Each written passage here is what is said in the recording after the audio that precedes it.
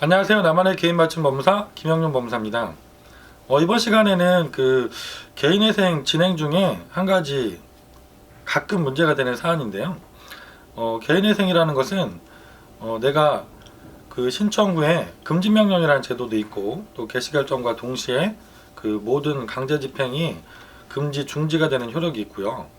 내가 개인회생 최종적으로 인가결정까지 받게 되면 이미 내 재산에 들어와 있던 모든 강제집행이 그 효력을 상실하는, 실효가 되는 효력이 있습니다. 대표적인 것이 부동산에 대한 경우인데요.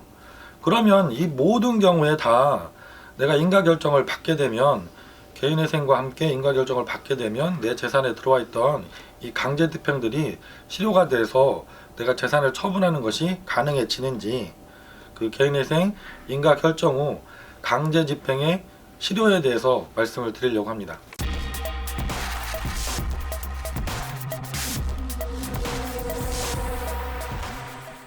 개인회생을 신청하시는데 요즘에 특히 더 그런 문의들이 많으신 것 같아요. 전국적으로 보면 수도권도 최근에 언론 기사들을 보면 아파트 가격을 비롯해서 부동산 가격이 조금씩 하락하는 모습을 보이고 있고, 지방에 특히 경상도권 쪽에서 많이 전화가 오시는데 부동산 가격이 아주 많이 하락한 경우들이 있습니다.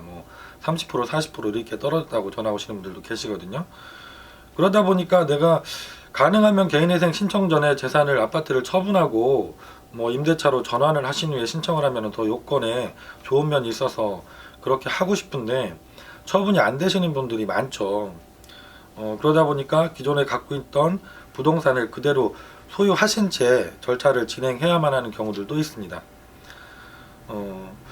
그럼 이분들이 어떤 걸 또 생각을 하시는 경우가 있냐면, 그럼 내가 개인회생을 법원에 신청하고 나서 개시결정, 인가결정까지 받고 나면 이미 들어와 있는 가압류라든가 이런 강제집행들이 다 실효가 돼서 해제를 할 수 있다고 하니까 그 이후에 부동산을 처분해서 임대차로 전환을 하고 싶다, 이렇게 얘기하시는 경우들도 있습니다.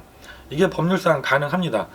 내가 인가결정을 받게 되면 은행에 잡혀있는 근저당은 없어지지 않지만 그 이외에 가압류 같은 이런 강제집행 들어와 있는 것들은 다 내가 해제 신청을 해서 말소하는 게 가능하거든요. 그렇게 되면 은행과 협의만 되면 재산을 처분하는 것이 가능해지죠. 하지만 법원에서 최근에 제가 인천지방법원에서도 이렇게 보정서를 하나 받은 게 있습니다.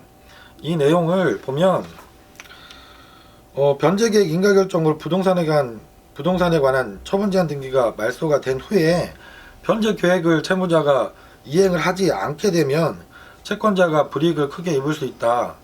그래서 우리는 이 강제집행 실효 시점을 제한하겠다, 이런 취지로 말씀하시고, 변제계획 안에 이제 시팡이라고 있는데 거기에 보통 기타 사항들이 적게 되어 있습니다.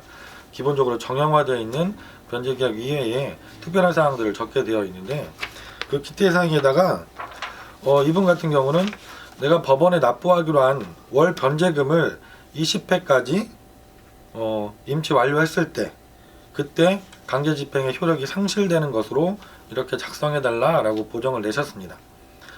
이렇게 법원에서 개인회생 사건을 구체적으로 검토하시다가 채무자께서 혹시 이 개인회생이라는 제도를 악용할 소지가 있거나 재산에 들어와 있는 강제집행의 효력을 너무 일찍 실효시키게 되면 채권자에게 큰 불이익을 줄 수 있는 그런 면이 보인다고 하면, 이렇게 법률 규정과 다르게 다른 시점을 정해서 그 실효 시점을 정해 주실 수도 있습니다.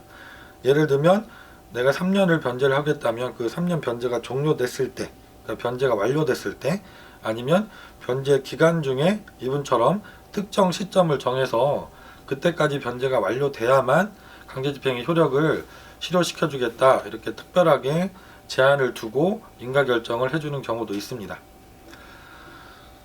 오늘은 제가 개인회생 신청과 내 재산에, 부동산에 들어와 있는 강제집행 효력의 실효 시점에 대해서 말씀을 드렸는데요. 법률의 기본 원칙은 인가결정과 동시에 모든 강제집행이 실효되게 되어 있지만, 이렇게 특별한 사정이 있는 경우에는 그 강제집행의 시점을 다르게 정해서 인가결정을 받으실 수도 있다는 말씀을 드립니다. 그러니까 내가 개인회생 제도를 통해서 차후에 인가결정 후에 재산을 처분하고자 한다고 해도 이렇게 원칙적으로는 그렇지만 다른 시점을 정해질 수도 있기 때문에 이 부분까지도 고려를 좀 하시고 전문가와 상의를 받으시고 진행하시는 게 좋겠습니다. 김영룡 법무사였습니다. 감사합니다.